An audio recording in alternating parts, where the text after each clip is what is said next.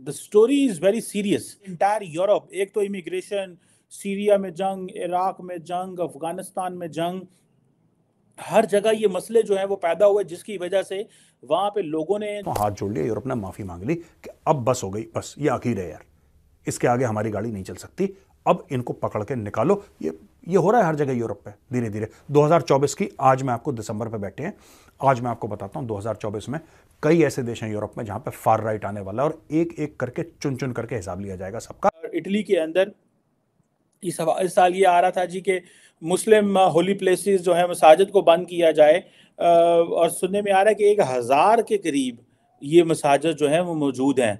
अब इटली की पोजीशन समझी जाए तो कहा जाता है कि इटली में मेरा ख्याल है कि 2.5 मिलियन को 25 लाख के करीब जो मुस्लिम कम्युनिटी है। कहा जाता है कि एक 2017 की एक स्टडी हुई थी जो कि union of Islamic communities and organisations जो इटली के अंदर है उन्होंने की थी। उन्होंने कहा था कि 1200 से ज़्यादा मुस्लिम प्रेयर स्पेसेस हैं इटली के अंदर, और कहा जाता है कि उनमें से 6 ऐसे थे जो कि ऑफिशियली मॉस्क है, ठीक है जी, क्योंकि उनका एक टिपिकल आर्किटेक्चर के हवाले से, मीनारों के हवाले से, और कहा जाता है कि उसमें सिर्फ 50 ऐसे थे जो कि ऑथराइज थे for use of worship.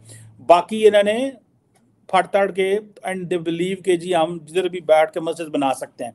Pakistan तो एक इस्लामिक कंट्री है, बाकी मुल्कों में जहाँ जहाँ इस्लामिक ममालिक हैं वहाँ तो ठीक है, अलाउ आप जिधर मर्जी मस्जिद बना लें, आपको पूछता कोई नहीं है।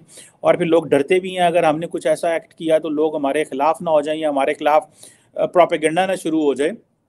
तो इटली इन चीज़ों को बड़ा समझेगा कि 1200 से ज़्यादा प्रेयर स्पेस है, 50 ऑथराइज हैं, 6 सिर्फ जो है वो टिपिकल आर्किटेक्चर है, और इसका मतलब है कि बाकी जो 1150 के करीब जो मसाजिद हैं, it means they are like उन्होंने अपनी मर्जी से बनाई हैं। सो ये एक बड़ा इंपॉर्टेंट पॉइंट है। और कनाडा का तो बेड़ा ही गर्क हो गया है। मुझे लगता है कि कनाडा को पूरा दफन करके और उसके ऊपर पूरा नमाज जनाजा पढ़ के ही मानेगा ये जस्टिन ट्रूडो।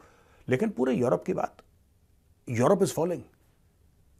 आप लोगों ने ऐसा वहां पे माहौल बना दिया है कि नहीं, we are so liberal, we are so nice.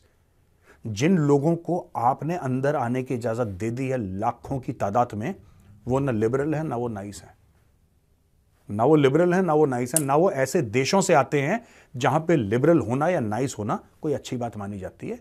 ये ठोकेंगे आपको, ये ठोकेंगे आपको। इसीलिए फ्रांस वाले खड़े हो गए, इसलिए इटली वाले खड़े हो गए, इसलिए नेदरलैंड्स वाले। अब मैं आपको आज प्रेडिक्ट कर रहा हूं, आप 2024 में देखना, जैसे जैसे चुनाव आएंगे वहां पे, जैसे जैसे चुनाव आएंगे यूरोप के देशों में, आप देखेंगे पूरे यूरोप में फार राइट के, पोलैंड तो आई, पोलैंड तो डे वन से है, आपको फार राइट की गवर्नमेंट्स दिखेंगी और ये गवर्नमेंट ऐसे ऐसे कानून लेकर आएंगी कि निकालो। सबसे पहले ये मियां नवाज शरीफ साहब कोई नई बातें नहीं कर रहे हैं। पहले मेरे मुर्शिद जो हैं, जो इस वक्त जेल में हैं, वो भी तारीफें करते थे, अपने जलसों में भारत की तारीफें करते थे, उनकी फॉरेन पॉलिसी की तारीफें करते थे कि देखें जी वो अमेरिका से ऐसे डील करते हैं, वो रशिया से ऐसे डील करते हैं, लेकिन वो लंबे भी नहीं पड़ते कर्जों के लिए, वो कर्जे देते हैं, लेते नहीं है।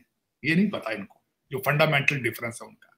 उनकी फॉरेन पॉलिसी आजाद है क्योंकि उनकी इकोनॉमी स्ट्रांग है, उनके 600 बिलियन उनके फॉरेन रिजर्व हैं, उनकी इकोनॉमी 7.8%, 7.6% पर तरक्की कर रही है, उनका डायस्पोरा तालीम याफ्ता है, उनका डायस्पोरा इस वक्त जो है इंडियन डायस्पोरा दुनिया की जरूरत बन चुका है। ये इतने एक फिक्रे में ये करने वाला नहीं है। तो पूरे इस पे किताब लिखना चाहिए कि 76 साल में भारत की तरक्की क्यों हुई है, किस तरह हुई है।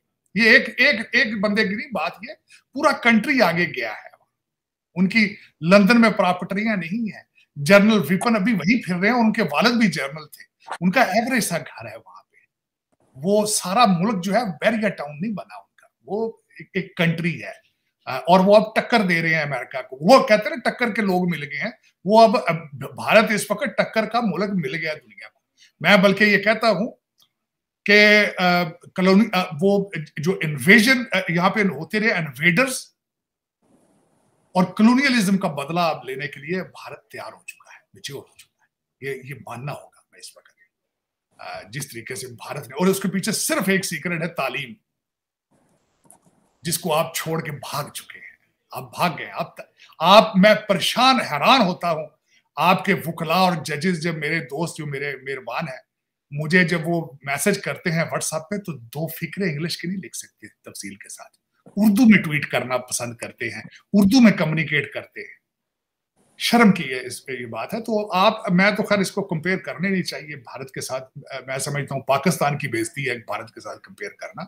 अब आप कांगो अफगानिस्तान के साथ अपने आप को मैच किया करें, उनके साथ बात करना जो है सख्त ज्यादती है आपके साथ। हिंदुओं की बात कर लेते हैं। हिंदुओं को किसी भी कंट्री का, अगर यूके का प्राइम मिनिस्टर आज हिंदू है ऋषि सुनक, वहाँ पर आप देखेंगे हिंदुओं को प्रायोरिटी दी जाती है। आज अगर मैं अमेरिका की बात करूँ, अमेरिका के तकरीबन टॉप 10 कंट्रीज़ के टॉप 10 जितनी भी बड़ी कंपनीज़ हैं उनके सीईओज इंडियन हैं, वो भी नॉन मुस्लिम्स हिंदू हैं। तो उनको इतनी पजीराई, उनको इतनी मतलब कि वाहवाही, और हमें इतना मतलब कि डिस्करेज क्यों किया जाता है?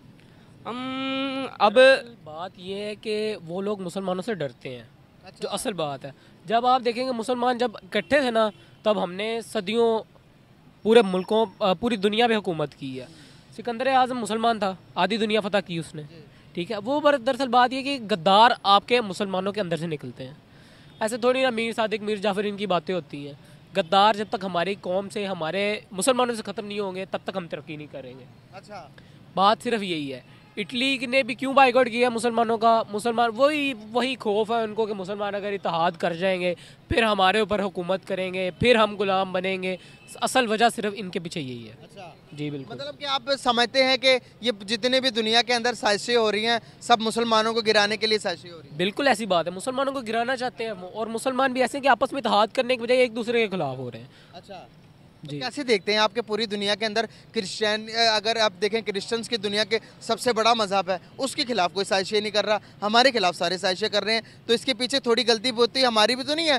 कहीं हम हर चीज़ के अंदर इन्वॉल्व हो जाते हैं, हर चीज़ के अंदर जाके एक्सट्रीमिस्ट हो जाते हैं किसी न किसी बात चीज़ों को लेकर, क्या गलती हमारी भी? जय हिंद दोस्तों। भारत जब इस्लामिक फोबिया की बात करता है, भारत जब मुस्लिम आतंकवाद की बात करता था, तो लोग कहते थे कि ऐसा प्रधानमंत्री मोदी मुस्लिम नफरत के कारण कह रहे हैं। लेकिन अब तो पूरे यूरोप से ये आवाज उठने लगी है, ये जो इस्लामिक कट्टरपंथी मुस्लिम यूरोपियन देश में आए हैं वे यहाँ के रहने के लायक नहीं है। अब उनके निकलने का सिलसिला चालू होगा, और इसका नेता बनी है Italian prime minister Giorgia Meloni. Giorgia Meloni का एक पुराना वीडियो सोशल मीडिया पर वायरल हो रहा है, जिसमें वो इस्लाम को लेकर कह रही है कि यूरोप में इस्लाम को बढ़ावा देने की एक प्रक्रिया चल रही है और उसका कल्चर यूरोपियन कल्चर के खिलाफ है।